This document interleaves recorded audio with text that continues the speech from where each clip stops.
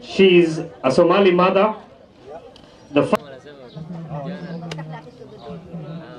Seherke gaarsiisay juhdiga ku bixisay inaad idinkana maqan. Ma ogtid miya cunugan oo maamadan u caratay ani hadaa dhaw noloshu wiilasheeda aniga sheekaya maxaa iga muhiimsan wazazi mnanisikia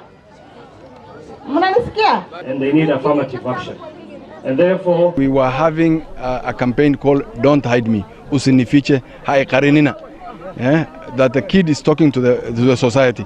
Don't hide me, bring me out so that we can have many kids coming out and getting access to this. Then there was the issue of birth certificate, registration for birth, and even ID. So now we have talked to the Huduma Center, the CEO, the branch manager was here, and we have agreed with him that he will facilitate. He will go to the villages, right to the bullers, to go and identify those, especially those who we had 92, whom we have captured their contacts and everything, then they will be facilitated.